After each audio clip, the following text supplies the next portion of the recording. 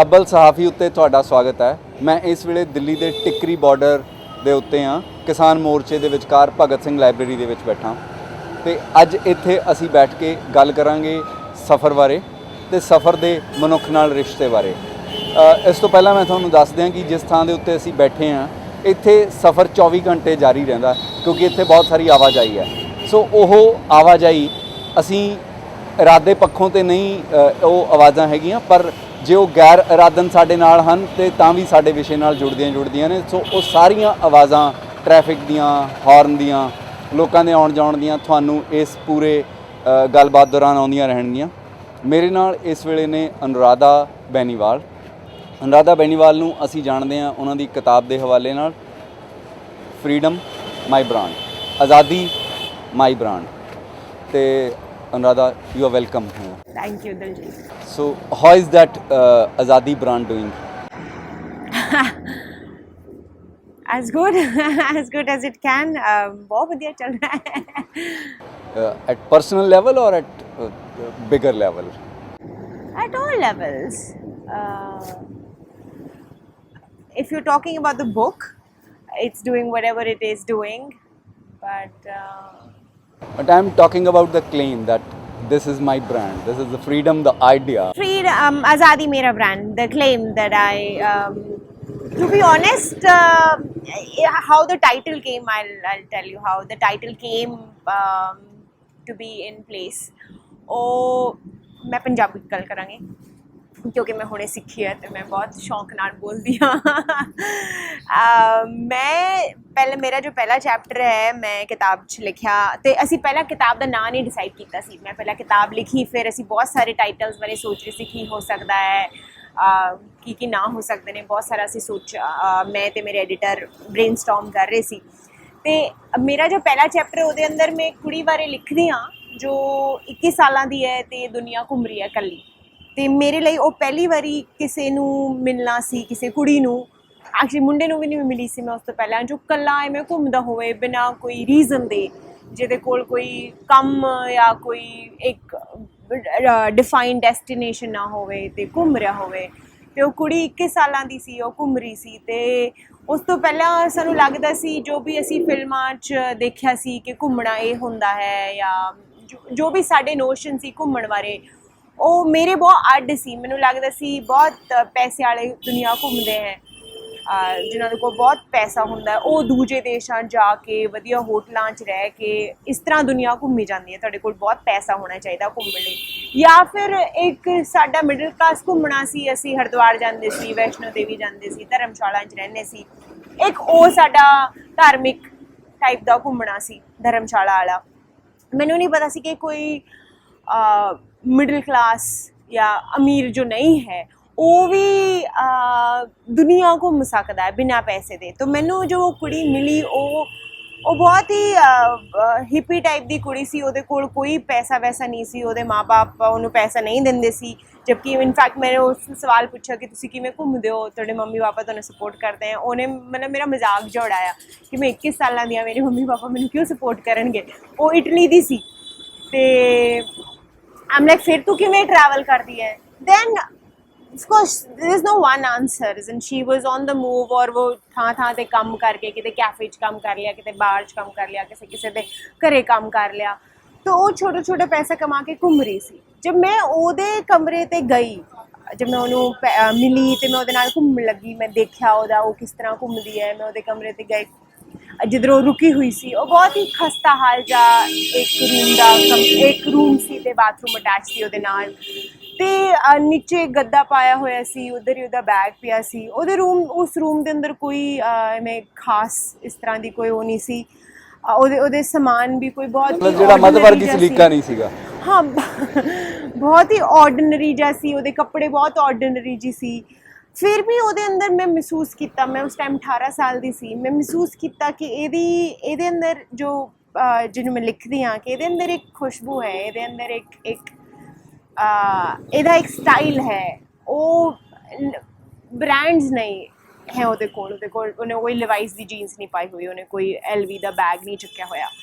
ਪਰ ਉਹਦੇ ਅੰਦਰ ਇੱਕ ਆਜ਼ਾਦੀ ਹੈ ਜਿਹਦੀ ਖੁਸ਼ਬੂ ਮੈਨੂੰ ਮਹਿਸੂਸ ਹੋਈ, ਜਿਹਦੇ ਅਰਾਊਂਡ ਮੈਨੂੰ ਉਨੀ ਅਟਰੈਕਟਿਵ ਲੱਗੀ, ਮੈਨੂੰ ਇੰਨਾ ਸਵਾਦ ਹੈ ਉਹਨੂੰ ਦੇਖ ਕੇ, ਜੋ ਮੈਨੂੰ ਕਿਤੇ ਬ੍ਰਾਂਡ ਨੂੰ ਦੇਖ ਕੇ ਨਹੀਂ ਆਇਆ ਸੀ। See, there I write that her label, her brand was freedom and not Louis Vuitton or Prada. Her brand was freedom, which stayed with me. When 10 years later I write about her and I travel and I probably follow her steps, the way she traveled, I traveled. So ਇਹ ਨਹੀਂ ਸੀ ਕਿ ਮੈਨੂੰ ਦੇਖਦੇ ਹੀ ਮੈਨੂੰ ਲੱਗਿਆ ਕਿ ਮੈਂ ਘੁੰਮਣਾ ਹੈ, ਪਰ ਉਹਨੇ ਇੱਕ ਬੀਜਤਾ ਕਿ ਇਹ ਵੀ ਪੋਸੀਬਲ ਹੈ। ਉਹਨੇ ਉਹ other side of the world, ਉਹ ਜੋ ਕਹਿੰਦੇ ਨੇ, ਉਹ ਮੈਨੂੰ ਦਿਖਾਇਆ ਕਿ ਇਹ ਵੀ ਹੈ। ਉਹਨੇ ਖਿੜਕੀ ਖੋਲੀ ਕਿ ਇਹ ਵੀ ਦੁਨੀਆ ਹੈ, ਇਸ ਤਰ੍ਹਾਂ ਵੀ ਘੁੰਮਿਆ ਜਾ ਸਕਦਾ ਹੈ। ਸੋ ਦੇਅਰ ਆਈ ਰਾਈਟ ਕਿ ਉਹਦਾ ਬ੍ਰਾਂਡ ਆਜ਼ਾਦੀ ਸੀ। ਪਰ ਜਦੋਂ That's how the name came. ਜਦੋਂ ਤੁਸੀਂ ਉਹਦੇ ਬ੍ਰਾਂਡ ਦੀ ਤਸਦੀਕ ਕਰਦੇ ਹੋ ਕਿ ਉਹਦਾ ਬ੍ਰਾਂਡ ਆਜ਼ਾਦੀ ਹੈ, ਤੇ ਉਹਦੇ ਵਿੱਚ ਕਿਤੇ ਨਾ ਕਿਤੇ ਇੱਕ ਜਿਹੜੀ ਐਸਪੀਰੇਸ਼ਨ ਵੀ ਹੈਗੀ ਹੈ, ਤੇ ਮੈਂ ਉਸ ਐਸਪੀਰੇਸ਼ਨ ਬਾਰੇ ਪੁੱਛਣਾ ਚਾਹੁੰਦਾ ਕਿ ਉਹਦਾ ਕੀ ਬਣਿਆ। मतलब ਉਹਦਾ brand ਆਜ਼ਾਦੀ ਹੈ, but when I write it, I take it as my brand as well, and I think it should be everyone's brand, and why not? It's totally affordable. It's although not, but yeah, my brand is freedom as well. ਆਜ਼ਾਦੀ ਮੇਰਾ brand ਵੀ ਹੈ, ਤੇ ਆਜ਼ਾਦੀ ਸਭ ਦਾ brand ਹੋਣਾ ਚਾਹੀਦਾ। ਤੇ ਉਹੀ ਜਿਸ ਦੌਰ ਦੇ ਵਿੱਚ ਤੁਸੀਂ ਇਹ ਬ੍ਰਾਂਡ ਦੀ ਗੱਲ ਕਰ ਰਹੇ ਹੋ ਨਾ, ਉਸੇ ਦੌਰ ਦੇ ਵਿੱਚ ਇਹਦੇ ਬਾਰੇ ਬਹੁਤ ਸਾਰੀ ਗੱਲਬਾਤ ਰਿਆਸਤ ਦੇ ਹਵਾਲੇ ਨਾਲ, ਸਰਕਾਰਾਂ ਦੇ ਹਵਾਲੇ ਨਾਲ, ਆਵਾਮ ਦੇ ਹਵਾਲੇ ਨਾਲ ਹੋ ਰਹੀ ਹੈ। ਜਦੋਂ ਬੰਦਾ ਆਪਣੀ ਨਿੱਜੀ ਜ਼ਿੰਦਗੀ ਦੇ ਵਿੱਚ ਜਿਹੜਾ ਹੈਗਾ ਉਹ ਆਜ਼ਾਦੀ ਬ੍ਰਾਂਡ ਦੀ ਗੱਲ ਕਰਦਾ, ਤੇ ਜਿਹੜਾ ਸਮਾਜ ਦੇ ਤੌਰ ਦੇ ਉੱਤੇ, ਮੁਲਕ ਦੇ ਤੌਰ ਦੇ ਉੱਤੇ, ਜਾਂ ਪੂਰੇ ਆਲਮ ਦੇ ਤੌਰ ਦੇ ਉੱਤੇ ਆਜ਼ਾਦੀ ਦਾ ਬ੍ਰਾਂਡ ਹੈ, ਉਹਦੇ ਨਾਲ ਵੀ ਕੋਈ ਗੱਲਬਾਤ ਹੁੰਦੀ ਰਹਿੰਦੀ ਹੈ। See, individual together make society, and then they together make nation and the world. So ਇਹ ਕੋਈ ਅੱਡ ਚੀਜ਼ ਨਹੀਂ ਹੈ ਕਿ ਮੈਂ ਆਜ਼ਾਦ ਹੂੰ ਤੇ ਦੇਸ਼ ਗੁਲਾਮ ਹੈ, ਜਾਂ ਮੈਂ ਆਜ਼ਾਦ ਹੋਣਾ ਚਾਹੁੰਦੀ ਹਾਂ ਪਰ सोसाइटी गुलाम रवे तो कोई दिक्कत नहीं है। So when जब ਤੁਸੀਂ ਆਜ਼ਾਦ ਹੁੰਦੇ ਹੋ, ਤੁਹਾਡੇ ਆਸ-ਪਾਸ ਵਾਲੇ ਆਜ਼ਾਦ ਹੁੰਦੇ ਹਨ, ਤੇ ਉਹ ਵੱਡੀ ਆਜ਼ਾਦੀਆਂ ਵੀ ਅਚੀਵ ਹੁੰਦੀਆਂ। ਤੁਸੀਂ ਪ੍ਰੋਬੇਬਲੀ ਮੈਂ ਆਪਣੇ ਆਪ ਨੂੰ ਹੀ ਕਰ ਸਕਦੀ ਹਾਂ, ਜਿੰਨਾ ਮੇਰਾ ਜਾਂ ਲਿਖ ਕੇ ਆਪਣੇ ਆਲੇ ਦੁਆਲੇ ਵਾਲਿਆਂ ਨੂੰ, ਜਾਂ ਆਪਣੇ ਘਰ ਵਾਲਿਆਂ ਨੂੰ, ਜਾਂ ਆਪਣੇ ਰਿਸ਼ਤੇਦਾਰ ਜੋ ਵੀ ਮੇਰੇ ਤੋਂ ਜੁੜਦੇ ਨੇ, ਪ੍ਰੋਬੇਬਲੀ ਉਹਨਾਂ ਨੂੰ ਇਨਸਪਾਇਰ ਕਰ ਸਕਦੇ ਹਾਂ ਥੋੜ੍ਹਾ ਬਹੁਤ, ਜਾਂ ਖੁਦ ਦੇ ਲਈ ਕਰ ਸਕਦੀ ਹਾਂ। But then it's a chain effect, and they're connected. They're no two different things. Gulam desh gulam hi honge sare. So there's some you, and it's always a fight. It's not like absolute azadi koi cheez nahi hundi. Of course you live in a society, you live in a man-made construct ਜਿਹਦੇ ਅੰਦਰ ਬਹੁਤ ਸਾਰੀ constructions ਨੇ, ਜਿਹਦੇ ਅੰਦਰ ਤੁਸੀਂ ਰਹਿੰਦੇ ਹੋ, ਤੁਸੀਂ ਉਹਦੇ। But then it's an everyday fight. It's an everyday struggle, but not in a negative. I'm not calling it as a struggle. As a struggle is a beautiful struggle that you try to overcome, achieve. ਤੇ ਉਹ ਚੱਲਦਾ ਰਹਿੰਦਾ ਹੈ, ਨਾਲ ਦੀ ਨਾਲ ਚੱਲਦਾ ਰਹਿੰਦਾ ਹੈ। ਤੁਸੀਂ ਹਰਿਆਣੇ ਤੋਂ ਆਏ ਹੈ ਨਾ, ਹਰਿਆਣੇ ਦੇ ਵਿੱਚ ਤੁਸੀਂ ਆਪ ਵੀ ਕਈ ਥਾਵਾਂ ਦੇ ਉੱਤੇ ਗੱਲ ਕੀਤੀ ਹੈ ਕਿ ਜਿਹੜੀਆਂ ਔਰਤਾਂ ਦੇ ਉੱਤੇ, ਕੁੜੀਆਂ ਦੇ ਉੱਤੇ ਬਹੁਤ ਸਾਰੀਆਂ ਪਾਬੰਦੀਆਂ ਨੇ, ਤੇ ਉਹਨਾਂ ਪਾਬੰਦੀਆਂ ਦਾ ਤੇ ਇਸ ਆਜ਼ਾਦੀ ਦਾ ਆਪਸ ਦੇ ਵਿੱਚ ਕਿਸ ਕਿਸਮ ਦਾ ਰਿਸ਼ਤਾ ਤੁਹਾਡੀ ਜ਼ਿੰਦਗੀ 'ਚ ਬਣਿਆ। ਹਲੇ ਵੀ ਇਹ ਗੱਲ ਆ ਜਾਂਦੀ ਹੈ ਕਿ ਸ਼ੋਰੀ ਬਾਬਰੀ ਸੇ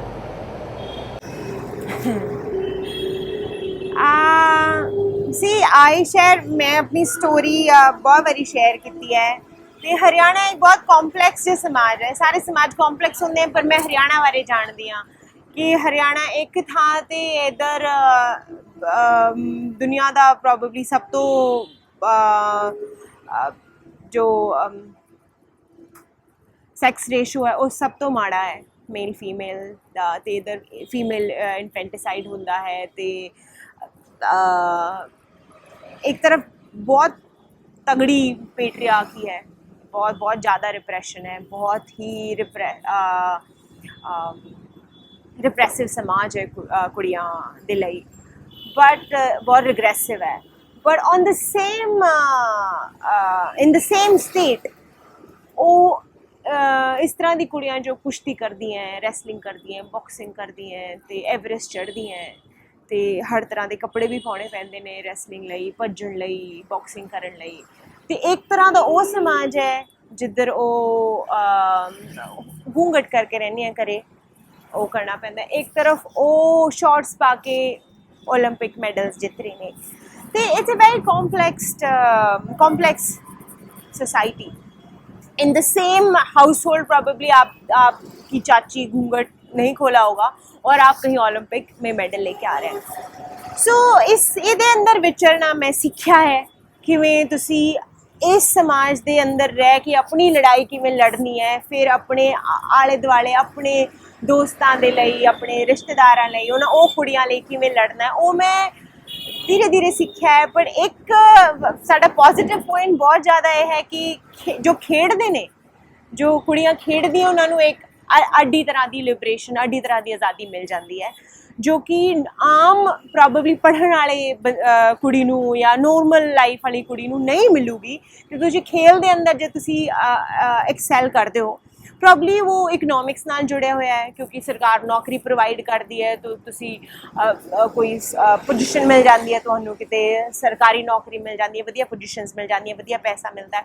ਸੋ ਪ੍ਰੋਬੇਬਲੀ ਕਿਤੇ ਨਾ ਕਿਤੇ ਇਕਨੋਮਿਕਸ ਨਾਲ ਵੀ ਜੁੜਿਆ ਹੋਇਆ ਹੈ ਕਿ ਕੁੜੀ ਖੇਡੂਗੀ ਤੇ ਨੌਕਰੀ ਮਿਲ ਜੂਗੀ, ਫਿਰ ਵਧੀਆ ਵਿਆਹ ਹੋ ਜਾਊਗਾ, ਫਿਰ ਵਧੀਆ ਸੈਟਲਮੈਂਟ ਹੋ ਜੂਗੀ, ਉਹ ਸਭ ਹੈ। ਬਟ ਅਗੇਨ ਦੈਨ ਆਈ ਸੇ ਕਿ ਕੁੜੀ ਨੂੰ ਆਜ਼ਾਦ ਹੋਣ ਲਈ, ਜਾਂ ਕੁੜੀ ਨੂੰ ਇੱਥੇ ਆਜ਼ਾਦੀ, ਮੈਂ ਕਿਹੜਾ ਮਤਲਬ ਕਿਸ ਤਰ੍ਹਾਂ ਦੀ ਆਜ਼ਾਦੀ ਦੀ ਗੱਲ ਕਰ ਰਹੀ ਹਾਂ ਮੈਂ, if I explain it to you, ਮਤਲਬ ਇਹ ਬਹੁਤ ਸਿੰਪਲ ਜੀ ਗੱਲ ਹੈ ਕਿ ਅਸੀਂ ਤੁਰ ਸਕੀਏ, ਹੈ ਨਾ, ਜੇ ਕਿਸੇ ਵੀ ਟਾਈਮ ਤੁਰ ਸਕੀਏ, ਹੈ ਨਾ, ਸ਼ਾਮ ਜੇ ਸੂਰਜ ਢਲ ਗਿਆ ਤੇ ਅਸੀਂ ਤੁਰ ਸਕੀਏ, ਇਹ ਕੋਈ ਇਸ ਦੀ ਤਰ੍ਹਾਂ ਦੀ ਆਜ਼ਾਦੀ ਗੱਲ ਕਰ ਰਹੀ ਹਾਂ।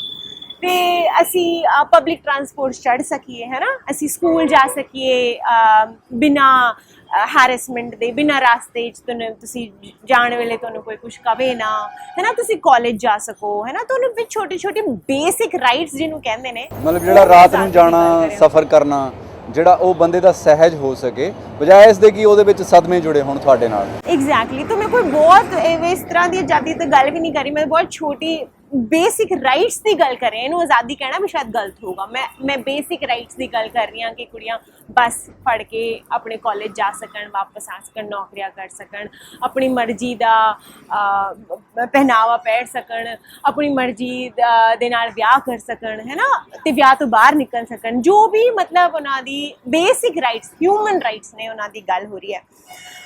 ਸੌਰੀ ਮੈਂ ਨਾ ਭੁੱਲ ਗਈ ਮੈਂ ਗੱਲ ਕੀ ਕਹਿ ਰਹੀ ਸੀ। ਬਟ ਇਸ ਤੇ ਬੈਲੈਂਸ ਬਣਾਉਣਾ, ਹਾਂ ਮੈਂ ਕਹਿ ਰਹੀ ਸੀ ਕਿ ਤਾਂ ਕੁੜੀ ਨੂੰ ਬੇਸਿਕ ਰਾਈਟਸ ਕਲੇਮ ਕਰਨ ਲਈ ਵੀ ਬਹੁਤ ਐਕਸੈਲ ਕਰਨਾ ਪੈਂਦਾ ਹੈ ਕਿ ਤੁਸੀਂ ਆਪਣੇ ਬੇਸਿਕ, ਤੁਸੀਂ ਤੁਰਨਾ ਚਾਹੁੰਦੇ ਹੋ ਪਰ ਤੁਸੀਂ ਕੀ ਖੇਡਦੇ ਹੋ, ਤੁਸੀਂ ਨੈਸ਼ਨਲ ਚੈਂਪੀਅਨ ਹੋ ਕੋਈ, ਕਿ ਤੁਸੀਂ ਪੜ੍ਹਾਈ 'ਚ ਨੰਬਰ 1 ਹੋ, ਜੇ ਤੁਸੀਂ ਔਸਤ ਹੋ ਤੇ ਕੁੜੀ ਲਈ ਬਹੁਤ ਮੁਸ਼ਕਿਲ ਹੋ ਜਾਂਦਾ ਹੈ। ਮਤਲਬ ਉਹਨੂੰ ਹਮੇਸ਼ਾ ਬਹੁਤ ਪ੍ਰੂਵ ਹਮੇਸ਼ਾ ਕਰਨਾ ਪੈਂਦਾ ਕਿ ਨਹੀਂ। ਤੇ this is what is disturbing and this is what I would know probably ideal ਸਮਾਜ ਹੋਊਗਾ ਕਿ ਆਪ ਔਸਤ ਹੋ, ਬਿਲੋ ਔਸਤ ਹੋ। ਜਦੋਂ ਸਕੂਲਾਂ ਦੇ ਵਿੱਚ, ਕਾਲਜਾਂ ਦੇ ਵਿੱਚ ਲੇਖ ਪੜ੍ਹਾਏ ਜਾਂਦੇ ਨੇ ਔਰਤਾਂ ਦੀ ਬਰਾਬਰੀ ਦੇ, ਤੇ ਇਹ ਵੀ ਕਿਹਾ ਜਾਂਦਾ ਕਿ ਔਰਤ ਸਿਰਫ ਚੁੱਲ੍ਹੇ ਤੱਕ ਨਹੀਂ ਹੁੰਦੀ, ਔਰਤ ਪੀਟੀ ਊਸ਼ਾ ਵੀ ਹੈ, ਕਲਪਨਾ ਚਾਵਲਾ ਵੀ ਹੈ, ਜਾਂ ਐਵਰੈਸਟ ਵੀ ਚੜ੍ਹੀ ਹੈ, ਜਾਂ ਮੈਡਲ ਵੀ ਜਿੱਤੇ ਨੇ। ਹੁਣ ਇਹ ਤਾਂ ਸ਼ਰਤ ਹੋ ਗਈ ਹੈ। ਪਰ ਜੇ ਮੈਂ ਐਵਰੈਸਟ ਨਹੀਂ ਚੜ੍ਹ ਸਕਦੀ, ਜੇ ਮੈਂ ਪੀਟੀ ਊਸ਼ਾ ਜਿੰਨਾ ਨਹੀਂ ਪੜ੍ਹ ਸਕਦੀ, ਇਹਦਾ ਮਤਲਬ ਫਿਰ ਕਿ ਮੈਂ ਬਾਹਰ ਤੁਰ ਵੀ ਨਹੀਂ ਸਕਦੀ।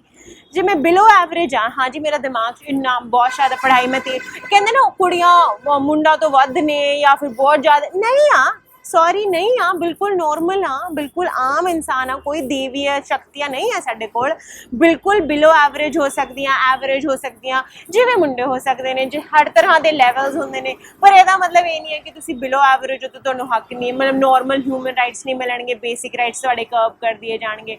ਜੇ ਤੁਹਾਨੂੰ ਕੁਛ ਵੀ ਕੋਈ ਵੀ ਬੇਸਿਕ ਰਾਈਟ ਕਲੇਮ ਕਰਨ ਲਈ ਤੁਹਾਨੂੰ ਪੀਟੀ ਊਸ਼ਾ ਹੀ ਹੋਣਾ ਪਊਗਾ ਜੀ। ਇੱਕ ਜਿਹੜਾ ਤੁਸੀਂ ਗੱਲ ਕਹੀ ਹੈ ਕਿ ਹਰਿਆਣੇ ਦੇ ਅੰਦਰ ਰਹਿ ਕੇ ਤੁਸੀਂ ਸਿੱਖਿਆ ਕਿ ਇਸ ਜਿਹੜੀ ਪੇਚੀਦਗੀ ਨੂੰ ਕਿਸ ਤਰੀਕੇ ਨਾਲ, ਜਿਵੇਂ ਆਪਾਂ ਅੰਗਰੇਜ਼ੀ 'ਚ ਸ਼ਬਦ ਇਸਤੇਮਾਲ ਕਰਦੇ ਹਾਂ ਕਿ how to navigate this complexity, so that navigation is a skill set. ਤੇ ਦੂਜੀ ਗੱਲ ਇਹ ਹੈ ਕਿ ਤੁਸੀਂ you play chess and chess is another skill set. ਜਿਹੜੇ ਦੋਨੇ ਨੇਵੀਗੇਸ਼ਨ ਤੇ ਚੈਸ ਦਾ ਜਿਹੜਾ ਸਕਿੱਲ ਸੈਟ ਹੈਗਾ, ਡਜ਼ ਇਟ ਹੈਲਪ ਕਿ how to play the game of freedom? I don't know. This it's not tangible that I can put in words that okay this is how it helped me, but again excelling in a certain skill, But as an excelling in idea, when you say that you can navigate through these complexities, it's not an idea that this is you navigate through patriarchy. This is not tangible. yeah, it's an experience. Yeah, it's an experience that has happened. And but again I would say okay, I could navigate myself because I had a skill set, I was good at it, I was India champion. But again if my bua's daughter or my masi's daughter would say that oh if Didi can do it why can't I, they'll say but oh Anuradha hai na, oh Anu hai, ਉਹਨੇ ਉਹ achieve ਕੀਤਾ ਤੇ ਤੁਸੀਂ ਕੀ ਕੀਤਾ ਹੈ ਨਾ, ਉਹ national champion ਬਣ ਗਏ। ਤੇ ਇੱਕ ਤਰ੍ਹਾਂ ਦਾ ਉਹ ਵੀ ਹੋ ਜਾਂਦਾ, ਨੈਗੇਟਿਵ ਵੀ ਹੋ ਜਾਂਦਾ ਹੈ ਕਿ ਉਹਨਾਂ ਨੂੰ ਪਹਿਲਾਂ ਪ੍ਰੂਵ ਕਰਨਾ ਪਊਗਾ। ਸਿਰਫ ਹੋਣਾ ਇਜ਼ ਨਾਟ ਇਨਫ ਕਿ ਮੈਂ ਸਿਰਫ ਇੱਛਾ ਹੋਣਾ ਕਿ ਮੈਂ ਘੁੰਮ ਕੇ ਆਉਂਦੀ ਹਾਂ ਜਾਂ ਮੈਂ ਕੰਮ ਕਰਕੇ ਆਉਂਦੀ ਹਾਂ ਜਾਂ ਮੈਂ ਕਾਲਜ ਜਾ ਕੇ ਆਉਂਦੀ ਹਾਂ ਜਾਂ ਮੈਂ ਹੋਸਟਲ ਰਹਿਣਾ ਹੈ, ਮੈਂ ਛੋਟੀ ਛੋਟੀ ਲੜਾਈਆਂ ਜਾਂ ਮੈਂ ਆਪਣੀ ਮਰਜ਼ੀ ਨਾਲ ਵਿਆਹ ਕਰਾਉਣਾ ਹੈ। ਤੇ ਉਹਨੂੰ Anu could do it because ਉਹ ਤਾਂ national champion C. So of course I could make things easier for myself through a lot of hard work again, but things should be easy without this massive amount of hard work. ਜਦੋਂ just quantify this hard work, what kind of hard work it was? हाँ, so I started playing. मैं मेरे dad बहुत होशियार ਸੀ, मतलब he was a professor political science ਪੜ੍ਹਾਉਂਦੇ ਸੀ ਉਹ, ਤੇ ਉਹਨਾਂ ਦੀ 2 ਕੁੜੀਆਂ ਹੈ ਤੇ ਉਹ ਸਮਾਜ ਰੋਹਤਕ ਜ਼ਿਲ੍ਹੇ ਮੈਮਖੇੜੀ ਤੋਂ ਅਸੀਂ ਹਾਂ। ਤੇ ਉਹਨਾਂ ਦੀ 5 ਭੈਣਾਂ ਨੇ, ਉਹਨਾਂ ਨੇ ਦੇਖਿਆ ਉਹ ਬਿਲਕੁਲ ਇਹਦੇ ਅੰਦਰ ਇਹ ਸਮਾਜ ਦੇ ਨੂੰ ਉਹਦੀ ਨਸ ਨਸ ਤੋਂ ਵਾਕਿਫ ਸੀ ਹੈ। ਤੇ ਉਹਨਾਂ ਨੇ ਆਪਣੀ 5 ਵਹਿਣਾਂ ਦਾ ਵਿਆਹ ਕੀਤਾ, ਉਹ ਸਭ ਤੋਂ ਵੱਡੇ ਨੇ, ਸਭ ਦਾ ਪਹਿਲਾ ਵਿਆਹ ਕੀਤਾ, ਉਹਨਾਂ ਦੇ 5 ਭਾਈ ਨੇ।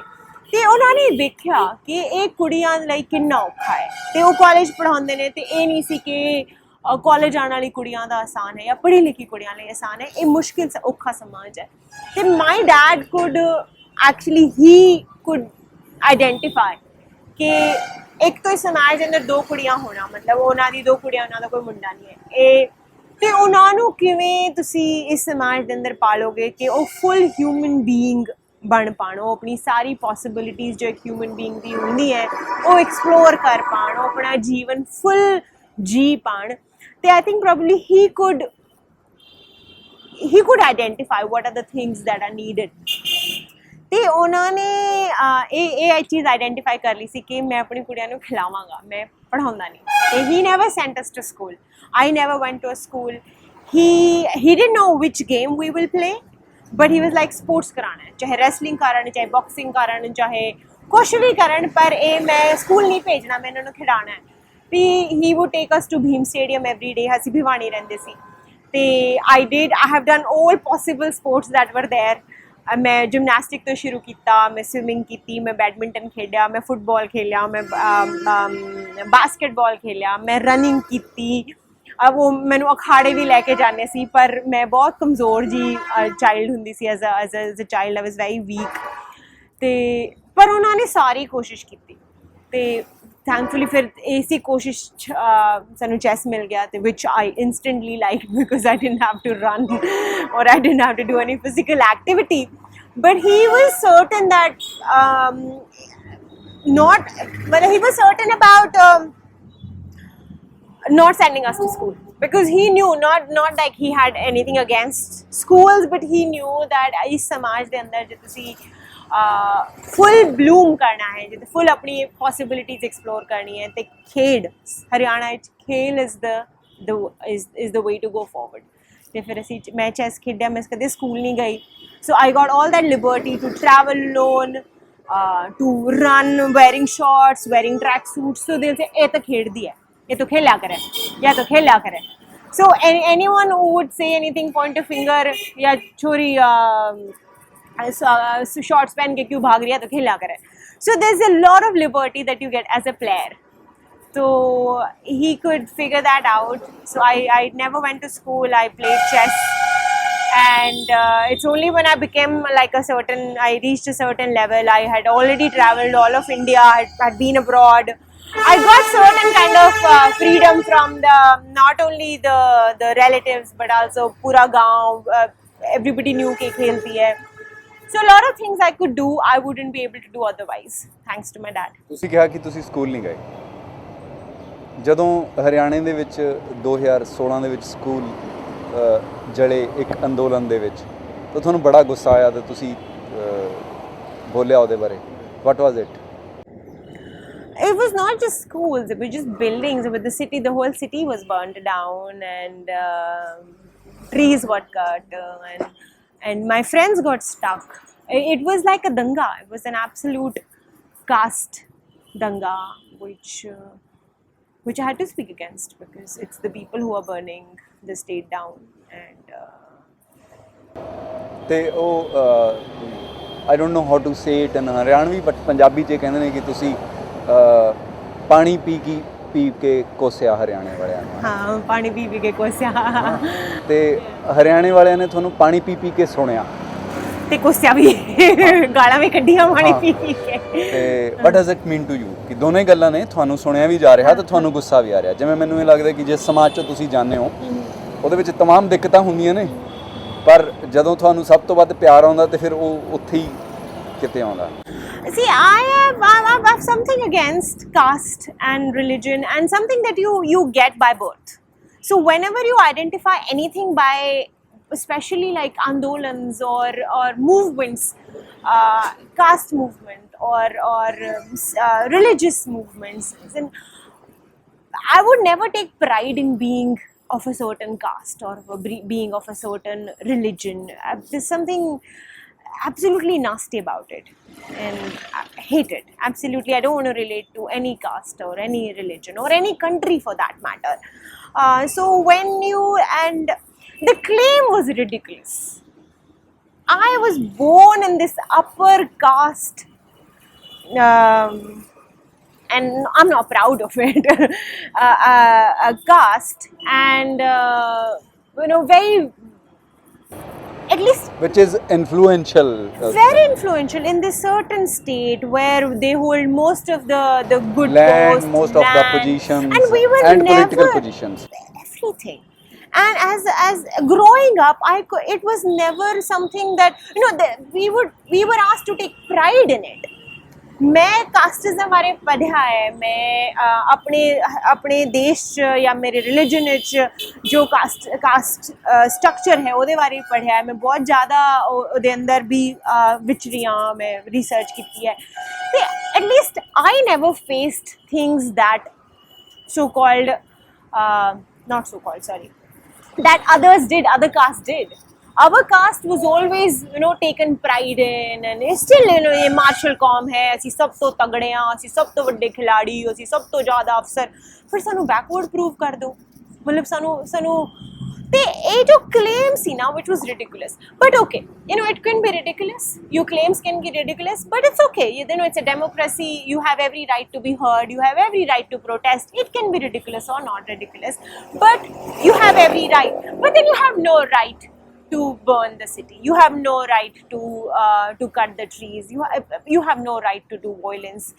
And because it came from my caste, and I have the responsibility, as in अगर साडे घरे झगड़ा हो रहा है तो मैं अपने बच्चों ਨੂੰ ਪਹਿਲਾਂ ਕਵਾਂਗੀ ਨਾ, ਆਪਣੇ ਭਾਈਆਂ ਨੂੰ ਪਹਿਲਾਂ ਕਵਾਂਗੀ, ਫਿਰ ਤੁਸੀਂ ਪਹਿਲਾਂ, क्योंकि because I know us, जब मैं हिंदू धर्म बारे कुछ कहनी हाँ तो लोग कहते ਤੁਸੀਂ मुसलमान धर्म बारे क्यों नहीं कहते, बट मैं उन्होंने नहीं जानती, मैं अपने धर्म ਨੂੰ ਜਾਣਦੀ ਹਾਂ। ਸੋ ਜਿਹੜੀ ਤਮੀਜ਼ ਨਾਮ ਦੀ ਚੀਜ਼ ਆ ਉਹ ਘਰੋਂ ਸ਼ੁਰੂ ਹੁੰਦੀ ਆ, ਬੰਦੇ ਦੇ ਆਪਣੇ ਆਪ ਤੋਂ ਸ਼ੁਰੂ ਹੁੰਦੀ ਆ। ਐਗਜ਼ੈਕਟਲੀ, ਮੈਂ ਆਪਣੀ ਸਟੇਟ ਨੂੰ ਜਾਣਦੀ ਹਾਂ, ਮੈਂ ਆਪਣੀ ਕਾਸਟ ਨੂੰ ਜਾਣਦੀ ਹਾਂ, ਤੇ ਮੈਂ ਕਿਵੇਂ, ਉਹ ਕਹਿਣਗੇ ਪਰ ਉਧਰ ਵੀ ਤਾਂ ਦੰਗੇ ਹੋਏ ਸੀ, ਮੈਂ ਨਹੀਂ ਜਾਣਦੀ, ਮੈਂ ਆਪਣੇ ਨੂੰ ਜਾਣਦੀ ਹਾਂ, ਤੇ ਮੈਂ ਆਪਣੇ ਨੂੰ ਪਹਿਲਾਂ ਰੋਕਾਂਗੀ ਨਾ, ਜੋ ਮੇਰੇ ਮੂਹਰੇ ਹੈ, ਜਿਹਦੀ ਮੈਂ ਨਸ ਤੋਂ ਵਾਕਿਫ ਹਾਂ।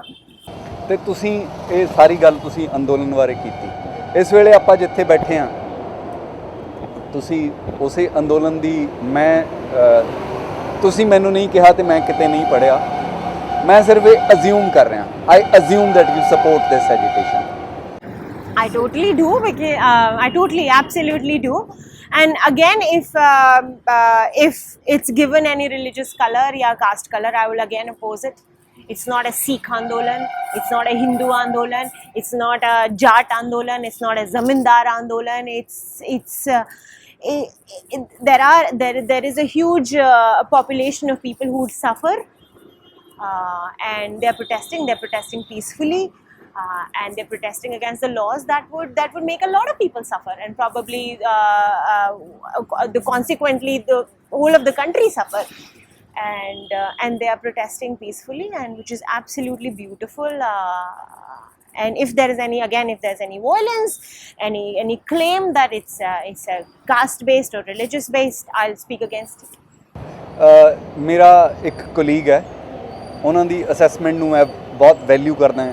ਉਹ ਇਸ ਐਜੀਟੇਸ਼ਨ ਬਾਰੇ ਕਹਿੰਦੇ ਨੇ ਤੇ ਮੈਨੂੰ ਬਹੁਤ ਨੇੜੇ ਲੱਗਦੀ ਹੈ ਉਹਨਾਂ ਦੀ ਗੱਲ ਕਿ ਇਹ ਜਿਹੜਾ ਅੰਦੋਲਨ ਹੈਗਾ ਇਹ ਅਲਮੋੜਾ ਤੋਂ ਅਟਕ ਤੱਕ ਜਿਹੜੇ ਵਸੇ ਹੋਏ ਜਾਟਾਂ ਦਾ ਜੱਟਾਂ ਦਾ ਅੰਦੋਲਨ ਹੈ। ਚਾਹੇ ਉਹ ਮੁਸਲਮਾਨ ਹੋਣ, ਚਾਹੇ ਉਹ ਹਿੰਦੂ ਹੋਣ, ਚਾਹੇ ਉਹ ਸਿੱਖ ਹੋਣ, ਚਾਹੇ ਉਹ ਇੱਥੇ ਹਾਜ਼ਰ ਹੋਣ ਜਾਂ ਉਹਨਾਂ ਦਾ ਦਿਲ ਇੱਥੇ ਹੋਵੇ। ਤੇ ਜਦੋਂ ਤੁਸੀਂ ਕਿਹਾ ਕਿ ਤੁਸੀਂ ਸਾਰੇ ਜਿਹੜੀ ਜਾਟ ਜਿਹੜੀ ਹੈਗੀ ਆ ਕਾਸਟ, ਉਹ ਆਪਣੇ ਆਪ ਦੇ ਵਿੱਚ ਮਾਣ ਮਹਿਸੂਸ ਕਰਦੀ ਹੈ ਕਿ ਅਸੀਂ ਜੱਟ, ਅਸੀਂ ਇਹ, ਅਸੀਂ ਉਹ, ਹੈ ਨਾ। ਤੇ ਇਹਦਾ ਮਤਲਬ ਜਿਹੜੇ ਬਾਕੀ ਜਿਹੜੀਆਂ ਸੁਸਾਇਟੀ ਆ ਉਹ ਥੋੜ੍ਹੇ ਜਿਹੇ ਉਦੋਂ ਤੋਂ ਦੱਬ ਕੇ ਵੀ ਰਹਿੰਦੀ ਆ। ਸੋ ਇੱਥੇ ਜੇ ਉਹਨਾਂ ਨੇ ਆਪ ਹੀ ਆ ਕੇ ਦਾਅਵੇਦਾਰੀ ਕਰਨੀ ਆ, ਆਪ ਹੀ ਆਪਣੇ ਆਪ ਨੂੰ ਸਰਟੀਫਿਕੇਟ ਜਾਰੀ ਕਰਨਾ ਹੈ, ਤੇ ਇਹਦੇ ਵਿੱਚ ਤੁਹਾਨੂੰ ਕੋਈ ਪੇਚੀਦਗੀ ਨਜ਼ਰ ਨਹੀਂ ਆਉਂਦੀ? Again, I said I don't think it's a Jat or Jat Andolan. It's a Kisan Mazdoor Andolan, and mandis are going to suffer. Not just the Mazdoor, but also the Vyapari community, and eventually, if they're going to hoard, if limitless hoarding will happen, then every caste, every person will suffer. It's not about caste. And I think one person is suffering, it's a suffering of the whole humanity. So I wouldn't claim it to be a Jat Andolan. And then, as you said, if you claim you're superior, that means somewhere you're suggesting the other is inferior, and there's something not right about it. ਇੱਕ ਗੱਲ ਜਿਹੜੀ ਜੇ ਮੈਂ ਇਹ ਵੀ ਅਜ਼ਿਊਮ ਕਰ ਲਵਾਂ ਕਿ ਤੁਸੀਂ ਇਹਦੇ ਕੋਈ ਕੱਟੜ ਐਕਟਿਵਿਸਟ ਨਹੀਂ ਹੋ ਇਸ ਅੰਦੋਲਨ ਦੇ, ਸੋ ਸਵਾਲ ਪੁੱਛਿਆ ਜਾ ਸਕਦਾ, ਮੇਰਾ ਜਿਹੜਾ ਗਲ ਕਾਇਮ ਰਹੇਗਾ ਸਵਾਲ ਪੁੱਛ ਕੇ। ਸੋ ਮੈਂ ਇਹ ਪੁੱਛਣਾ ਚਾਹੁੰਦਾ ਕਿ ਜਦੋਂ ਅਸੀਂ ਇਹ ਕਹਿ ਰਹੇ ਹਾਂ ਕਿ ਇਹ ਅੰਦੋਲਨ ਜਿਹੜਾ ਹੈਗਾ ਇਹ ਕਿਸਾਨਾਂ ਤੇ ਮਜ਼ਦੂਰਾਂ ਦਾ ਹੈ, ਇਹ ਦਾਅਵੇਦਾਰੀ ਹੈਗੀ ਆ ਕਿਸਾਨ ਜਿਹੜੇ ਇਸ ਅੰਦੋਲਨ ਦੇ ਆਗੂਆਂ ਦੀ। ਜੇ ਉਹ ਆਗੂ ਮਜ਼ਦੂਰ ਹੋਏਗਾ ਤੇ ਕੁਝ ਹੋਰ ਗੱਲ ਹੋਏਗੀ, ਜੇ ਉਹ ਮਜ਼ਦੂਰ ਨਹੀਂ ਹੈਗਾ ਤੇ ਕੁਝ ਹੋਰ ਗੱਲ ਹੋਏਗੀ। ਪਿੰਡ ਦੇ ਵਿੱਚ ਜਿਹੜੀ ਜਾਟਾਂ ਦੀ ਪੰਚਾਇਤ ਹੈ, ਪੰਜਾਬ ਦੇ ਵਿੱਚ ਜੱਟਾਂ ਦੀ ਜਿਹੜੀ ਪੰਚਾਇਤ ਆ, ਉਹ ਮਤਾ ਪਾਸ ਕਰਕੇ ਇਹ ਕਹਿ ਸਕਦੀ ਹੈ ਕਿ ਇਹ ਤਾਂ ਸਾਰੇ ਪਿੰਡ ਦੀ ਮਰਜ਼ੀ ਹੈ। ਜਦੋਂ ਮੈਂ ਬਤੌਰ ਪੱਤਰਕਾਰ ਇਸ ਨੂੰ ਸਮਝਣਾ ਹੋਏਗਾ, ਤੁਸੀਂ ਬਾਹਰੋਂ ਇੱਕ ਜਗਿਆਸੂ ਦੇ ਤੌਰ ਦੇ ਉੱਤੇ ਸਮਝਣਾ ਹੋਏਗਾ, ਤੇ ਤੁਹਾਡੇ ਸਾਹਮਣੇ ਕੀ ਗਵਾਹੀ ਹੈ, ਕੀ ਸਬੂਤ ਹੈ ਇਸ ਗੱਲ ਦਾ ਕਿ ਇਹ ਜਿਹੜਾ ਅੰਦੋਲਨ ਇਹ ਮਜ਼ਦੂਰਾਂ ਦਾ ਵੀ ਹੈਗਾ? ਕੀ ਇਹਨਾਂ ਦੇ ਮੰਗ ਪੱਤਰ ਦੇ ਵਿੱਚ ਹੈਗੀ ਆ ਉਹ ਗੱਲ? ਕਿੱਥੇ ਆ ਉਹ? when I came to ਮੈਂ ਜਬ ਇੱਧਰ ਰਹਿਣ ਆਈ ਸੀ, ਮੈਂ ਵੀ ਇਹੀ ਸਵਾਲ ਜੋ ਤੁਸੀਂ ਮੇਰੇ ਤੋਂ ਪੁੱਛਿਆ ਹੈ, ਮੈਂ ਇਹ ਸਵਾਲ ਇੱਧਰ ਵੀ ਪੁੱਛਿਆ ਸੀ ਕਿ ਮਜ਼ਦੂਰ ਕਿੱਧਰ ਹੈ। ਤੁਸੀਂ ਕਹਿੰਦੇ ਹੋ ਕਿਸਾਨ ਮਜ਼ਦੂਰ ਏਕਤਾ ਕਿਸਾਨ, ਪਰ ਮਜ਼ਦੂਰ ਮੈਨੂੰ ਦਿਖ ਨਹੀਂ ਰਹੇ ਇੱਧਰ, ਤਾਂ ਮਜ਼ਦੂਰ ਤਾਂ ਨਹੀਂ ਧਰਨੇ ਤੇ ਬੈਠੇ। I asked the same question. But one is ਮਜ਼ਦੂਰ ਅਫੋਰਡ ਨਹੀਂ ਕਰ ਸਕਦਾ ਇਸ ਤਰ੍ਹਾਂ ਬੈਠਣਾ ਜਿਸ ਤਰ੍ਹਾਂ ਕਿਸਾਨ ਅਫੋਰਡ ਕਰ ਸਕਦਾ ਹੈ ਨਾ। ਮਜ਼ਦੂਰ ਨੂੰ ਰੋਜ਼ ਕੰਮ ਕਰਨਾ ਪੈਂਦਾ, ਉਹਦੀ ਦਿਹਾੜੀ ਰੋਜ਼ ਆਉਂਦੀ ਹੈ। ਕਿਸਾਨ ਬੀਜ ਕੇ ਆ ਸਕਦਾ ਹੈ, ਫਿਰ ਕੱਟਣ ਜਾ ਸਕਦਾ ਹੈ, ਪਰ ਮਜ਼ਦੂਰ ਅਫੋਰਡ ਨਹੀਂ ਕਰ ਸਕਦਾ ਇਸ ਤਰ੍ਹਾਂ ਬੈਠਣਾ। I don't know. I can't get into the depth of it. I haven't still. But what is lovely, what I see here, ਜੋ ਇਸ ਮੋਰਚੇ ਤੇ ਹੋ ਰਿਹਾ ਹੈ, ਜਿੰਨੇ ਵੀ ਮਜ਼ਦੂਰ ਇੱਧਰ ਕੰਮ ਕਰਦੇ ਨੇ, ਇਹ ਟਿਕਰੀ ਬਾਰਡਰ ਹੈ ਤੇ ਇੱਧਰ ਇੰਡਸਟਰੀਅਲ ਏਰੀਆ ਹੈ ਤੇ ਬਹੁਤ ਮਜ਼ਦੂਰ ਹੈ, ਸਿਰਫ ਹਰਿਆਣਾ ਪੰਜਾਬ ਤੋਂ ਨਹੀਂ ਇੱਧਰ, ਬਲਕਿ ਹਰਿਆਣਾ ਪੰਜਾਬ ਤੋਂ ਤਾਂ ਹੈ ਹੀ ਨਹੀਂ, ਯੂਪੀ ਬਿਹਾਰ ਤੋਂ ਇੱਧਰ ਬਹੁਤ ਸਾਰੇ ਮਜ਼ਦੂਰ ਕੰਮ ਕਰਦੇ। ਉਹ 7 ਮਹੀਨਿਆਂ ਤੋਂ ਇੱਧਰ ਖਾ ਰਹੇ ਨੇ, ਤਿੰਨੋਂ ਟਾਈਮ ਦਾ ਉਹਨਾਂ ਨੂੰ ਖਾਣਾ ਮਿਲਦਾ ਹੈ, ਇਹ ਲਾਇਬ੍ਰੇਰੀ ਆ ਕੇ ਪੜ੍ਹਦੇ ਵੀ ਨੇ, ਤੇ they are I feel them a part of it, and probably they are the ones that who don't want us to go. ਪਰ ਅਨੁਰਾਧਾ, ਜਿਹੜੀਆਂ ਦੋਨੇ ਗੱਲਾਂ ਨੇ, ਦੋਨੇ ਗੱਲਾਂ ਇਹ ਪ੍ਰਿਵਿਲੇਜ ਦੀਆਂ ਗੱਲਾਂ ਨੇ। ਤੁਹਾਡੇ ਕੋਲ ਜ਼ਿਆਦਾ ਤੇ ਕੋਈ ਖਾਣਾ ਆ ਗਿਆ, ਇਹਦੇ ਨਾਲ ਤਾਂ ਦੋਨੇ ਗੱਲਾਂ ਸਾਬਤ ਹੋਈਆਂ ਨਾ ਕਿ ਇੱਕ ਤਾਂ ਤੁਸੀਂ ਤੁਹਾਡੇ ਕੋਲ ਜ਼ਿਆਦਾ ਹੈਗਾ, ਤੇ ਦੂਜੀ ਗੱਲ ਹੈ ਕਿ ਸਾਹਮਣੇ ਵਾਲਾ ਭੁੱਖਾ ਹੈਗਾ ਜਿਹੜਾ ਤੁਹਾਡੇ ਕੋਲ ਆ ਰਿਹਾ, ਉਹਦੇ ਕੋਲ ਨਹੀਂ ਹੈਗਾ ਜਿੰਨੀ ਉਹਨੂੰ ਲੋੜ ਸੀਗੀ। ਤੇ ਦੂਜੀ ਗੱਲ ਜਿਹੜੀ ਤੁਸੀਂ ਕਹੀ ਹੈ ਕਿ ਇੱਕ ਤਾਂ ਇਹ, ਤੇ ਦੂਜਾ ਤੁਸੀਂ ਕਿਹਾ ਕਿ ਜਿਹੜੇ ਮਜ਼ਦੂਰ ਨੇ ਉਹ they don't afford to come here and sit. ਹਾਂ, ਤੇ ਫਿਰ ਵੀ ਇਹਦਾ ਮਤਲਬ ਜਿਹੜਾ ਅੰਦੋਲਨ ਕਰਨਾ ਹੈਗਾ ਇਹ ਪ੍ਰਿਵਿਲੇजेस ਦਾ ਕੰਮ ਹੋ ਗਿਆ। A certain, yes, but it's I won't deny that, मतलब एक certain इस तरह ਦਾ ਕਿਸਾਨ ਦੇ ਕੋਲ ਟਾਈਮ ਹੁੰਦਾ ਹੈ, ਕਿਸਾਨ ਬੀਜ ਕੇ ਆ ਜਾਂਦਾ ਹੈ ਤੇ ਉਹ ਬੈਠ ਸਕਦਾ ਹੈ ਤੇ ਉਹਦੇ ਕੋਲ ਟਾਈਮ ਹੁੰਦਾ ਹੈ, ਪ੍ਰਿਵਿਲੇਜ ਹੈ। ਬਟ ਇਹਨੂੰ ਫਿਰ ਹਰ ਪ੍ਰਿਵਿਲੇਜ ਨੈਗੇਟਿਵ ਨਹੀਂ ਕਵਾਂਗੇ, ਮਤਲਬ ਉਹ ਕਿਸਾਨ ਨੇ, they didn't choose to do किसानी, they were born किसान्स। तो ठीक है, if I have the privilege, मैं बहुत ਵੱਡਾ ਪ੍ਰਿਵਿਲੇਜ ਹੈ ਕਿ ਮੈਂ ਇਧਰ ਆ ਕੇ मैं बैठी हाँ because I have a choice and I can go, but there are farmers who don't have a choice, who are here because उन्हां दी वो मजबूरी है ना। So there are privileges, but then how do you use that privilege is up to you. If with the privilege, recognizing it, I'm sitting here and I know I have the privilege and I can amplify, you interviewing me and not the kisan who is sitting next to me, that means that is also a privilege. And I have, you know, because you heard the name and you have read the book and it got popular, so you know, you are interviewing me and not a kisan jiska naam nahi hai, jo par wo udhar 7 mahine to baitha hai. So but then I know I have this privilege, but then I know I can amplify his voice, so I'm using my privilege to amplify jinade kol their voices who don't have the privilege. So if the farmers can afford to sit here and if they can amplify the voices of mazdoors, or they can do something for them, why not? Yeah, that's fair enough। ਤੇ ਤੁਸੀਂ ਘੁੰਮਦੇ ਫਿਰਦੇ ਹੋ ਸਾਰੀ ਦੁਨੀਆ ਦੇ ਵਿੱਚ, ਤੇ ਜਿਹੜਾ ਇਹ ਕਿਸਾਨ ਅੰਦੋਲਨ ਹੈ, ਇਸ ਕਿਸਾਨ ਅੰਦੋਲਨ ਦੀ ਜਿਹੜੀਆਂ ਪ੍ਰੋਟੈਸਟ ਸਾਈਟਸ ਨੇ, ਤੇ ਉਹ ਤੁਹਾਡੇ ਜਿਹੜੇ ਡੈਸਟੀਨੇਸ਼ਨ ਪੁਆਇੰਟਸ ਦੇ ਤੌਰ ਤੇ ਉੱਤੇ ਆਉਂਦੀਆਂ ਨੇ, ਜਾਂ ਇਹ ਗੱਲ ਹੈ ਕਿ ਵੀ ਤੁਹਾਡੀ ਸੋਸ਼ਲ ਰਿਸਪੌਂਸਿਬਿਲਿਟੀ ਦੇ ਤੌਰ ਤੇ ਆਉਂਦੀਆਂ? ਦੋਨੋਂ ਹੈ ਬਲਕਿ ਹੋਰ ਵੀ ਜ਼ਿਆਦਾ ਹੈ। I was in India and ਕੁਛ ਹੋ ਰਿਹਾ ਹੈ ਜੋ ਮੇਰੀ ਸਟੇਟ ਦੇ ਅੰਦਰ ਹੋ ਰਿਹਾ ਹੈ।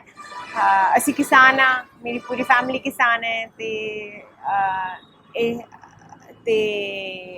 I'm related to people, not just like there's no like rishtedari, but there are my people who are sitting here and been protesting because there's a big social responsibility, also curiosity, also, you know, because the media is reporting the way it probably shouldn't, or is not reporting the way that it should.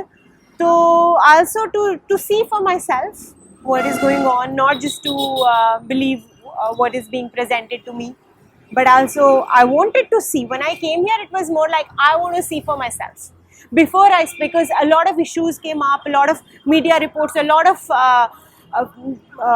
negativity as well, that this happened, that happened. So I wanted to see for myself that the cause that I'm supporting, I wanted to understand it myself before I give it a voice, before I speak so before that, okay, I was already from day one I was speaking for the farmers, but then they came in every protest. I think is beautiful. I think India में तो protest बंद ही नहीं होनी चाहिए, because ये देश अश्लील है. This too much. The roads, the electricity and jobs and schools and colleges. I think everything needs a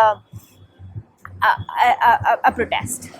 It's a really sad state of affairs here.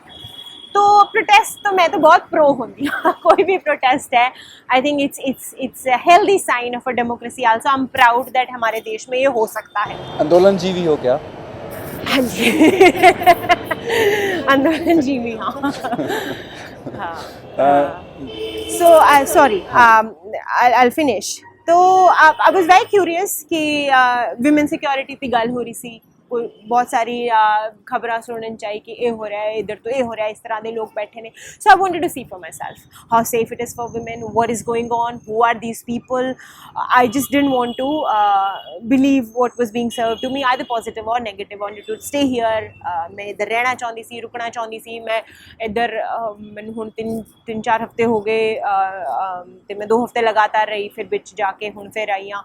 तो I spoke to a lot of people. I do like मैं पूरा सुबह शाम गेड़ी मार दिया, then I interview, I talk, and so I wanted to know for myself, and whatever I have found in these days is absolutely respect worthy, and beautiful.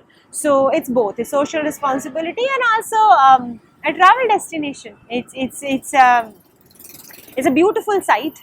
What is happening here, 7 महीने 8 महीने होने वाले हैं, what is happening here is absolutely beautiful. The kind of community living there is that you see, the kind of support that there is for each other. There's a lot to learn. It's a very positive atmosphere. You know, there's not a dull second. हालांकि ਤੁਸੀਂ absolutely unhygienic circumstances ਰਹਿ ਰਹੇ ਹੋ, but ਫਿਰ ਵੀ ਅਸੀਂ road ਤੇ library ਬਣਾਈ ਹੋਈ ਹੈ, ਸਾਡਾ ਬੈਡਰੂਮ ਹੈ, ਉਹ ਸਾਡਾ ਗੈਸਟ ਰੂਮ ਹੈ, ਰਸੋਈ ਹੈ, ਬਾਥਰੂਮ ਹੈ. So there is a lot that you learn, life skill ਤੁਸੀਂ ਸਿੱਖਦੇ ਹੋ. It's a beautiful sight. Haryana Punjab ਦੇ ਲੋਕ ਜਿਹੜੇ ਇਕੱਠੇ ਬੈਠੇ ਨੇ ਤੇ ਮੈਨੂੰ ਲੱਗਦਾ ਆਪਣੀਆਂ ਜ਼ਿੰਦਗੀਆਂ ਦੇ ਵਿੱਚ ਐਡਾ ਜਿਹੜਾ ਮੌਕਾ ਇਹ ਪਹਿਲੀ ਵਾਰ ਆਇਆ ਤੇ ਇਹਦੇ ਵਿੱਚੋਂ ਇਹ ਕੁਝ ਸਿੱਖ ਕੇ ਜਾਣਗੇ. Absolutely. Malab, the more mix of cultures, the more you learn, the richer you become. And not just Haryana, Punjab. There were people from UP, people from Rajasthan. The people who come from Andhra Pradesh, the people who come from Kerala. And the more ਤੁਸੀਂ ਜਿੰਨੇ ਬਾਹਰ ਵਾਲੀ cultures, ਬਾਹਰ ਵਾਲੇ ਰੰਗ ਢੰਗ ਖਾਣ ਪਾਣ ਤੁਸੀਂ ਦੇਖਦੇ ਹੋ, ਤੁਸੀਂ ਸਿੱਖਦੇ ਹੋ, ਤੁਸੀਂ ਮਹਿਸੂਸ ਕਰਦੇ ਹੋ ਕਿ ਇਹ ਚਾਹੇ ਸਾਡਾ ਇਹਨਾਂ ਦਾ ਰੰਗ ਸਾਡੇ ਤੋਂ ਅੱਡ ਹੈ ਬਟ ਫਿਰ ਵੀ ਆਪਣੇ ਵਰਗੇ ਨੇ, ਸੋਚਦੇ ਆਪਣੇ ਵਰਗੇ ਨੇ. ਇਹਨਾਂ ਦੇ ਲਾਈਫ ਵਿੱਚ ਵੀ ਲਵ ਐਂਡ ਰਿਸਪੈਕਟ ਦਾ ਉਨਾ ਹੀ ਵੈਲਿਊ ਹੈ ਨਾ, ਉਨਾ ਹੀ ਇੰਪੋਰਟੈਂਸ ਹੈ ਜਿੰਨਾ ਸਾਡੀ ਲਾਈਫ ਦੇ ਅੰਦਰ. ਤੇ ਸਾਰੇ ਸਭ ਕੋਈ ਰਿਸਪੈਕਟ ਚਾਹੁੰਦੇ ਨੇ, ਸਭ ਕੋਈ ਇੱਜ਼ਤ ਚਾਹੁੰਦੇ ਨੇ, ਚਾਹੇ ਉਹ ਚੌਲ ਖਾਂਦੇ ਨੇ, ਚਾਹੇ ਉਹ ਗੇਹੂੰ ਖਾਂਦੇ ਨੇ, ਰੋਟੀਆਂ ਖਾਂਦੇ ਨੇ, ਚਾਹੇ ਉਹ ਦਾਲ ਖਾਂਦੇ ਨੇ, ਚਾਹੇ ਉਹ ਸਾਂਬਰ ਖਾਂਦੇ ਨੇ. ਸੋ probably lot of cultures coming together, a lot of different ideas coming together. It's always healthy. ਆਪਾਂ ਜਦੋਂ ਟਰੈਵਲ ਦੀ ਗੱਲ ਕਰਦੇ ਹਾਂ ਤੇ ਦੋ ਪੱਖ ਦੇਖੇ ਜਾਂਦੇ ਨੇ. ਇੱਕ ਤਾਂ ਇਹ ਗੱਲ ਹੈ ਕਿ ਤੁਸੀਂ ਇੱਕ ਥਾਂ ਤੋਂ ਦੂਜੀ ਥਾਂ ਦੇ ਉੱਤੇ ਚੱਲ ਕੇ ਜਾਂਦੇ ਹੋ, ਤੁਸੀਂ ਉਸ ਥਾਂ ਨੂੰ, ਉੱਥੋਂ ਦੇ ਲੋਕਾਂ ਨੂੰ, ਉੱਥੇ ਦੇ ਰਹਿਣ ਸਹਿਣ ਨੂੰ ਸਮਝਣ ਦੀ ਕੋਸ਼ਿਸ਼ ਕਰਦੇ ਹੋ. ਦੂਜੀ ਗੱਲ ਹੈ ਕਿ ਤੁਸੀਂ ਇੱਕ ਥਾਂ ਦੇ ਉੱਤੇ ਰਹਿੰਦੇ ਆ, ਵੱਖ-ਵੱਖ ਥਾਵਾਂ ਦਾ ਜਿਹੜਾ ਤਜਰਬਾ ਤੁਹਾਡੇ ਕੋਲ ਚੱਲ ਕੇ ਆਉਂਦਾ ਹੈ, ਉਹ ਟੈਲੀਵਿਜ਼ਨ ਰਾਹੀਂ ਆਉਂਦਾ ਹੈ, ਉਹ ਰੇਡੀਓ ਰਾਹੀਂ ਆਉਂਦਾ ਹੈ, ਤੁਹਾਡੇ ਨਾਲ ਕੰਮ ਕਰ ਰਹੇ ਬੰਦੇ ਰਾਹੀਂ ਆਉਂਦਾ ਹੈ, ਤੇ ਉਹ ਵੀ ਇੱਕ ਸਫ਼ਰ ਜਿਹੜਾ ਹੈਗਾ. ਤੇ ਇਹ ਜਿਹੜੀ ਥਾਂ ਹੈ, ਇਹ ਦੋਨੇ ਕਿਸਮ ਦੇ ਸਫ਼ਰ ਦੀ ਥਾਂ ਬਣੀ ਹੈ. This place, yes, ਤੁਸੀਂ ਕਈ ਵਾਰੀ ਖੁਦ ਨਹੀਂ ਟਰੈਵਲ ਕਰਦੇ, ਤੁਸੀਂ ਕਿਤਾਬਾਂ ਦੇ ਥਰੂ ਟਰੈਵਲ ਕਰਦੇ ਹੋ, ਤੁਸੀਂ ਲੋਕਾਂ ਦੇ ਥਰੂ ਟਰੈਵਲ ਕਰਦੇ ਹੋ. I wouldn't count media in it so much, at least not now. So ਬਚਪਨ 'ਚ ਕਿਹੜੀਆਂ ਫਿਲਮਾਂ ਦੇਖੀਆਂ ਸੀ ਜਿਨ੍ਹਾਂ ਨੇ ਕਿਹਾ ਸ਼ਿਮਲੇ ਜਾ ਕੇ ਦੇਖਣਾ ਚਾਹੀਦਾ? ਹਾਂਜੀ, ਬਚਪਨ 'ਚ ਕਿਹੜੀਆਂ ਫਿਲਮਾਂ ਦੇਖੀਆਂ ਸੀ ਜਿਨ੍ਹਾਂ ਨੇ ਕਿਹਾ ਕਿ ਸ਼ਿਮਲੇ ਆ ਜਾਓ ਜਾਂ ਮਨਾਲੀ ਚਲੇ ਜਾਓ? I don't remember. ਪਰ ਮੈਂ ਸ਼ਾਇਦ ਬਚਪਨ 'ਚ ਫਿਲਮਾਂ ਵੀ ਨਹੀਂ ਵੇਖੀਆਂ, ਮੈਂ ਸਿਰਫ ਚੈਸ ਖੇਡਦੀ ਸੀ. ਨਹੀਂ, ਸਾਨੂੰ ਅਲਾਉਡ ਨਹੀਂ ਸੀ ਉਹ. ਮੈਨੇ ਤੁਸੀਂ ਪੁੱਛਿਆ ਸੀ ਨਾ ਕਿ ਮੈਨੂੰ ਕੁਆਂਟੀਫਾਈ ਕਿਵੇਂ ਕਰੋਗੇ, ਤੇ ਮੈਂ 7 ਸਾਲ ਦੀ ਸੀ ਜਦ ਮੈਂ ਖੇਡਣਾ ਸ਼ੁਰੂ ਕੀਤਾ. ਇਹ ਠੀਕ ਹੈ ਜੀ, ਕਾਲਜ ਦੇ ਵਿੱਚ ਪੜ੍ਹਾਉਣ ਵਾਲਾ ਬੰਦਾ ਸਕੂਲ ਜਾਣ ਨਹੀਂ ਦਿੰਦਾ ਪਰ ਫਿਲਮਾਂ ਵੀ ਨਹੀਂ ਦੇਖਣ ਦਿੰਦਾ. ਨਹੀਂ, ਉਹ ਹਾਨੀਕਾਰਕ ਬਾਪੂ ਸੀ ਕਾਫੀ, ਜਿਹਨੂੰ ਕਹਿੰਦੇ ਨੇ. We were never allowed to watch any TV, we didn't have a television, no holidays, no nani ka ghar, no birthday parties. There was just like a lot of hard work. मैं 10 ਸਾਲ 11 ਸਾਲ ਦੀ ਸੀ ਜਦ ਤੋਂ ਮੈਂ ਰੋਜ਼ 8 ਤੋਂ 10 ਘੰਟੇ chess ਖੇਡਦੀ ਸੀ ਦਿਨੇ, ਕਿਤਾਬਾਂ ਪੜ੍ਹਨਾ. ਤੇ ਕਿਉਂਕਿ ਅਸੀਂ ਸਕੂਲ ਨਹੀਂ ਜਾਂਦੇ ਸੀ ਤਾਂ ਕੰਪਨਸੇਟ ਕਰਨਾ ਪੈਂਦਾ ਸੀ, ਤਾਂ ਸਾਡੇ ਘਰੇ ਸਭ NCERT ਦਾ ਵੀ ਸਿਲੇਬਸ ਹੁੰਦਾ ਸੀ, CBSE ਦਾ ਵੀ ਸਿਲੇਬਸ ਹੁੰਦਾ ਸੀ, ਹਰਿਆਣਾ ਬੋਰਡ ਦਾ ਵੀ ਸਿਲੇਬਸ ਹੁੰਦਾ ਸੀ. So he would make us read a lot. And ਫਿਰ ਉਹ ਘਰੇ ਰਹਿ ਕੇ, ਤੁਸੀਂ ਹੁਣ ਪੇਰੈਂਟਸ ਨੂੰ ਪਤਾ ਲੱਗਿਆ ਹੋਊਗਾ ਲੋਕਡਾਊਨ 'ਚ ਕਿ ਕਿੰਨਾ ਔਖਾ ਹੁੰਦਾ ਬੱਚਿਆਂ ਨੂੰ ਘਰੇ ਰਹਿ ਕੇ ਪੜ੍ਹਾਉਣਾ. ਤੁਸੀਂ ਖੁਦ ਵੀ ਡਿਸਿਪਲਿਨ 'ਚ ਹੋਣਾ ਪੈਂਦਾ ਹੈ ਜੇ ਬੱਚੇ ਨੂੰ ਡਿਸਿਪਲਿਨ 'ਚ ਰੱਖਣਾ ਹੈ. ਤਾਂ my dad was very disciplined ਅਤੇ ਅਸੀਂ ਵੀ ਬਹੁਤ ਡਿਸਿਪਲਿਨ 'ਚ ਰਹੇ ਹਾਂ, which was not very pleasant, but I am thankful that for what it was. ਤੇ ਮੈਂ ਜਿਹੜੀ ਸਵਾਲ ਪੁੱਛ ਰਿਹਾ ਸੀਗਾ ਕਿ ਹਰਿਆਣੇ ਦੇ ਜਿਹੜੇ ਲੋਕ ਨੇ ਇਸ ਪ੍ਰੋਟੈਸਟ ਲਈ ਉਹ ਦਿੱਲੀ ਆ ਗਏ, ਤੇ ਦਿੱਲੀ ਦੇ ਵਿੱਚ ਉਹਨਾਂ ਨੂੰ ਪੰਜਾਬ ਵਾਲੇ ਵੀ ਮਿਲ ਗਏ, ਉੱਤਰਾਖੰਡ ਵਾਲੇ ਵੀ ਮਿਲ ਗਏ, UP ਵਾਲੇ ਵੀ ਮਿਲ ਗਏ. ਸੋ ਉਹ UP ਵਾਲਿਆਂ ਨੂੰ ਮਿਲਣ ਨਹੀਂ ਆਏ ਸੀਗੇ, ਉੱਤਰਾਖੰਡ ਵਾਲਿਆਂ ਨੂੰ ਮਿਲਣ ਨਹੀਂ ਆਏ ਸੀਗੇ, ਤੇ ਪਰ ਉਹਨਾਂ ਦਾ ਜਿਹੜਾ ਆਪਸ ਦੇ ਵਿੱਚ ਜਿਹੜਾ ਇਹ ਸਾਰਾ ਹੋਇਆ, ਤੇ ਇਹਦੇ ਜਿੰਨੇ ਤੁਸੀਂ ਹੁਣ ਤੱਕ ਮਸਲਿਆਂ ਦੀ ਗੱਲ ਕੀਤੀ ਹੈ, ਖਾਸ ਤੌਰ 'ਤੇ ਔਰਤਾਂ ਦੇ ਮਾਮਲੇ ਦੇ ਵਿੱਚ, ਇਸ ਅੰਦੋਲਨ ਵਿੱਚ ਔਰਤਾਂ ਦੀ ਜਿਹੜੀ ਹਿੱਸੇਦਾਰੀ ਉਹ ਵੱਡੀ ਗਿਣਤੀ ਦੇ ਵਿੱਚ ਰਹੀ ਹੈ. ਤੁਹਾਨੂੰ ਲੱਗਦਾ ਕਿ ਇਸ ਸਮਾਜ ਨੇ ਇਸ ਮੌਕੇ ਤੋਂ ਕੁਝ ਸਿੱਖ ਕੇ ਜਾਣਾ ਹੈ? ਐਬਸੋਲੂਟਲੀ, ਤਾਂ ਸਿੱਖ ਗਏ ਨੇ, ਸਿੱਖ ਰਹੇ ਨੇ, ਸਿੱਖ ਕੇ ਜਾਣਗੇ। As I was talking to you yesterday as well, ਅਸੀਂ ਕੱਲ੍ਹ ਵੀ ਗੱਲ ਕਰ ਰਹੇ ਸੀ ਕਿ ਜੋ ਹਰਿਆਣਾ ਦਾ ਸਮਾਜ ਜਿਸ ਤਰ੍ਹਾਂ ਔਰਤਾਂ ਨੂੰ ਟਰੀਟ ਕਰਦਾ ਹੈ, ਜਿਸ ਤਰ੍ਹਾਂ ਦਾ ਰਿਸ਼ਤਾ ਹਰਿਆਣੇ ਦੇ ਅੰਦਰ ਫੈਮਲੀਆਂ ਦੇ ਅੰਦਰ ਹੈ, ਕੁੜੀਆਂ ਦਾ ਬਾਪ ਦੇ ਨਾਲ ਜਾਂ ਭਾਈ ਦੇ ਨਾਲ ਜਾਂ ਰਿਸ਼ਤੇਦਾਰਾਂ ਦੇ ਨਾਲ, ਜਿਸ ਤਰ੍ਹਾਂ ਦਾ ਪੰਜਾਬ 'ਚ ਹੈ, ਮੈਨੂੰ ਲੱਗਦਾ ਹੈ ਉਸ ਤੋਂ ਅਸੀਂ ਸਿੱਖਾਂਗੇ ਕਿ ਇੱਕ ਉਮਰ ਦੇ ਬਾਅਦ ਹਰਿਆਣੇ ਦੇ ਅੰਦਰ ਤੁਸੀਂ ਬਾਪ ਤੋਂ ਜਾਂ ਭਾਈ ਤੋਂ ਕੱਟਣ ਲੱਗ ਜਾਂਦੇ ਹੋ, ਫਿਰ ਵਿਆਹ ਦੇ ਬਾਅਦ ਹੀ ਗੱਲ ਕਰਦੇ ਹੋ, ਤੇ ਤੁਹਾਡੇ ਵਿਆਹ ਹੁੰਦਾ, ਬੱਚੇ ਹੋ ਜਾਂਦੇ, ਫਿਰ ਤੁਸੀਂ ਕੰਫਰਟੇਬਲ ਹੁੰਦੇ ਹੋ। ਅਤੇ ਉਹ ਪ੍ਰੋਬੇਬਲੀ ਪੰਜਾਬ 'ਚ ਇਸ ਤਰ੍ਹਾਂ ਦਾ ਘੱਟ ਹੈ। ਅਤੇ ਘੂੰਘਟ ਤੁਸੀਂ ਅਸੀਂ ਹੁਣ ਵੀ ਕਰਦੇ ਹਾਂ, ਅਤੇ ਜਿਹਨੂੰ ਸੋ ਕਾਲਡ ਕਲਚਰ ਦਾ ਹਿੱਸਾ ਮੰਨ ਲਿਆ ਗਿਆ ਹੈ। ਤੁਸੀਂ ਕਦੇ ਐਕਟਿੰਗ ਲਈ ਜਾਂ ਘਰ ਖੇਡਣ ਲਈ ਕੁੰਡ ਕੱਢਿਆ? ਘੂੰਘਟ ਕੱਢਣਾ ਨਹੀਂ ਯਾਦ ਮੈਨੂੰ, ਬਟ ਮੈਂ ਬਚਪਨ 'ਚ ਮੈਂ ਬਹੁਤ ਰਿਗਰੈਸਿਵ ਖੇਲ ਖੇਲੇ ਨੇ ਮੈਂ, ਕਿਉਂਕਿ ਅਸੀਂ ਉਹੀ ਦੇਖਿਆ ਸੀ, ਉਹੀ ਵਧੀਆ ਹੁੰਦਾ ਹੈ। ਅਤੇ ਮੈਨੂੰ ਸੋਚ ਕੇ ਵੀ ਸ਼ਰਮ ਆਉਂਦੀ ਹੈ ਕਿ ਜਿਸ ਤਰ੍ਹਾਂ ਦੇ ਖੇਡ ਅਸੀਂ ਖੇਡਦੇ ਸੀ ਬਚਪਨ 'ਚ, ਕਿ ਬਹੁਤ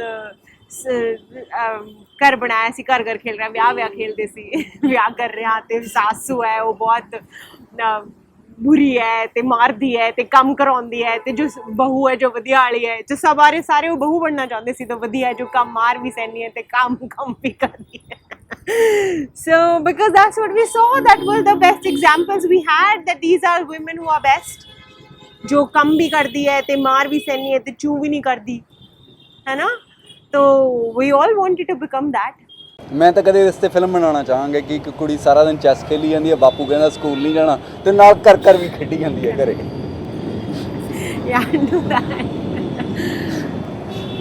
ਅਨੁਰਾਧਾ, ਤੁਸੀਂ ਇਹ ਸਾਰੀ ਗੱਲਬਾਤ ਕੀਤੀ, ਮੈਨੂੰ ਲੱਗਦਾ ਕਿ ਜਿਹੜੀ ਗੱਲਬਾਤ ਹੁੰਦੀ ਹੈ ਉਹ ਵੀ ਸਫ਼ਰ ਵਾਂਗ ਹੁੰਦੀ ਹੈ ਨਾ। ਸਫ਼ਰ ਇੱਕ ਡੈਸਟੀਨੇਸ਼ਨ ਤੋਂ ਦੂਜੇ ਡੈਸਟੀਨੇਸ਼ਨ ਤੱਕ ਪਹੁੰਚਦਾ, ਪਰ ਖ਼ਤਮ ਨਹੀਂ ਹੁੰਦਾ। ਜ਼ਿੰਦਗੀ ਵੀ ਇੱਕ ਡੈਸਟੀਨੇਸ਼ਨ ਤੋਂ ਦੂਜੇ ਤੱਕ ਜਾਂਦੀ ਹੈ। ਆਪਾਂ ਫੇਰ ਮਿਲਾਂਗੇ, ਫੇਰ ਗੱਲ ਕਰਾਂਗੇ। ਤੁਸੀਂ ਸਾਡੇ ਨਾਲ ਇਸ ਗੱਲਬਾਤ ਦੇ ਵਿੱਚ ਜੁੜੇ, ਜਿਹਦੇ ਵਿੱਚ ਬਹੁਤ ਦਿਲਚਸਪ ਗੱਲਾਂ ਮੈਨੂੰ ਵੀ ਸਿੱਖਣ ਨੂੰ ਮਿਲੀਆਂ, ਤੁਹਾਨੂੰ ਵੀ ਕੁਝ ਗੱਲਾਂ ਸਿੱਖਣ ਨੂੰ ਸਮਝਣ ਨੂੰ ਮਿਲੀਆਂ ਹੋਣਗੀਆਂ।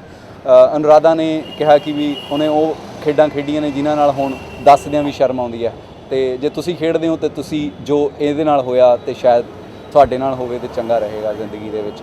ਤੁਸੀਂ ਸਾਡੇ ਜਿਹੜੇ ਚੈਨਲ ਨਾਲ ਅਬਲ ਸਹਾਫੀ ਨਾਲ ਜੁੜੋ, ਫੇਸਬੁੱਕ ਪੇਜ ਲਾਈਕ ਕਰੋ ਅਤੇ YouTube ਨੂੰ ਜਿਹੜਾ ਸਬਸਕ੍ਰਾਈਬ ਕਰੋ। ਤੁਸੀਂ ਸਾਡੇ ਨਾਲ ਜੁੜੇ, ਤੁਹਾਡੀ ਮਿਹਰਬਾਨੀ।